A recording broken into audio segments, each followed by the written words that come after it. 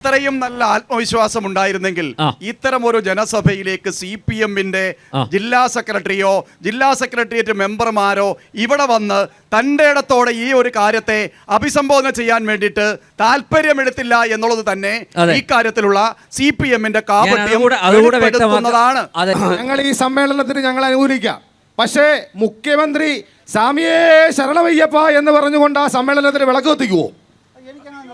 അങ്ങനെ വിളക്ക് കത്തിച്ചാൽ അദ്ദേഹത്തിന് നിർബന്ധിക്കാൻ പറ്റില്ല. അങ്ങനെ പറയാൻ പറ്റും മുഖ്യമന്ത്രിയുടെ നിലപാട് തീരുമാനിക്കാൻ. പിന്നെ എന്തിനാണ് സാറേ ഇതുപോലൊരു സമ്മേളനം ആ മഹത്തായ പവിത്രമായ മണ്ണിൽ നടത്തുന്നത്? ശരി ശരി. അയ്യപ്പ സംഗമത്തിന് ഒരു പോസ്റ്റർ ഇറക്കിയിട്ടുണ്ട് ഇവര്. അതിൽ പിണറായി വിജയന്റെ ഫോട്ടോയെക്കാട്ടും ഒരു ചെറിയ കോണിൽ അയ്യപ്പന്റെ ഒരു കറുത്ത പടമാണ് വെച്ചിരിക്കുന്നത്. അദ്ദേഹം പറഞ്ഞു ശബരിമലയുടെ ഇത് ആഗോളതലത്തിൽ വ്യാപിപ്പിക്കാനാണെന്ന്. ഈ ഇന്ത്യയിലെ ഏറ്റവും വലിയ ഹിന്ദു വിരുദ്ധനായ ഹിന്ദു സമൂഹത്തെ ആക്ഷേപിക്കുകയും അവഹേളിക്കുകയും ചെയ്യുന്ന സ്റ്റാലിനെയും സ്റ്റാലിൻ്റെ മകനെയും വിളിച്ചത് വഴി അയ്യപ്പന്റെ ഇത് ലോകം മുഴുവൻ വ്യാപിപ്പിക്കാനാണോ ഈ സർക്കാർ അദ്ദേഹത്തെ ക്ഷണിച്ചത്? അത് നിങ്ങളുടെ അഭിപ്രായമല്ല നിങ്ങൾ പറയുന്നത്. ഈ നാട്ടിൽ മുഴുവൻ ഹിന്ദു സമൂഹത്തെ മുഴുവൻ ആക്ഷേപിച്ച ഹിന്ദു വിരുദ്ധനാണ് തമിഴ്നാടിന്റെ സർട്ടിഫിക്കറ്റ് വേണ്ടെന്ന് സ്റ്റാലിന്.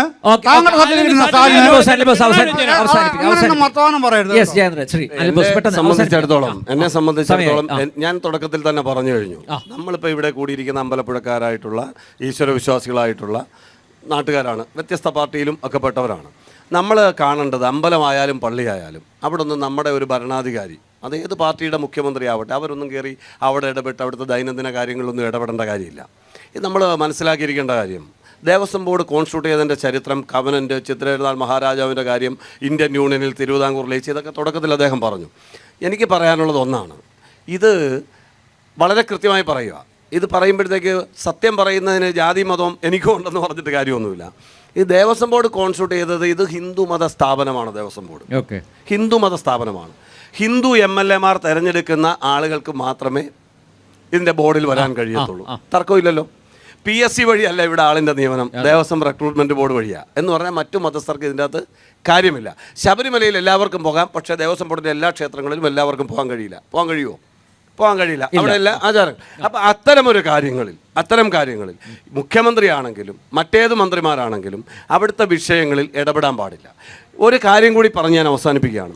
ഒരു വർഷം ഇവിടെ 230 കോടി 250 കോടി ദേവസ്വം ബോർഡിന് ലാഭം കിട്ടുന്നു, അല്ലെങ്കിൽ വരവുണ്ടെന്ന് പറഞ്ഞല്ലോ. ഇവിടെ തുടക്കത്തിൽ ചർച്ചയിൽ ജയചന്ദ്രൻ പറഞ്ഞു.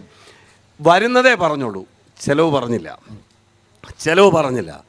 പ്രതിവർഷം 2500 കോടിയാണ് ദേവസ്വം ബോർഡിന് 230 വരുന്നിടത്ത് കേരള ഗവൺമെൻറ്റിലേക്ക് വരുന്ന 2500 കോടി രൂപയാണ്. എങ്ങനെ?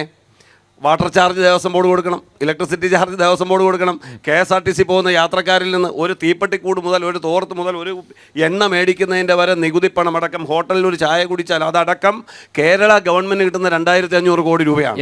ആ 2500 കോടി രൂപ കിട്ടുന്ന ഗവൺമെൻറ്, ആ ഗവൺമെൻറ് അതിനനുസരിച്ച് കൊടുക്കേണ്ടതിൽ 2.25 കോടി രൂപ പോലും കൊടുക്കാൻ തയ്യാറാകുന്നില്ല എന്ന ദുരവസ്ഥയിൽ നിൽക്കുന്നു.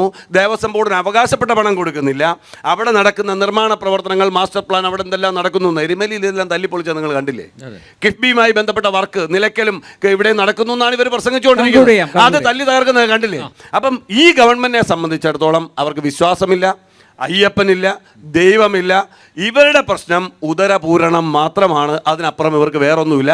അതുകൊണ്ടാണ് ഇതിനെ നമ്മൾ വിമർശിക്കുന്നത്. അല്ലാതെ അയ്യപ്പ ഭക്തന്മാരെ നമ്മൾ വിമർശിക്കുന്നില്ല, ശബരിമലയെ വിമർശിക്കുന്നില്ല, അവിടുത്തെ വികസന പ്രവർത്തനങ്ങളെ നമ്മൾ വിമർശിക്കുന്നില്ല.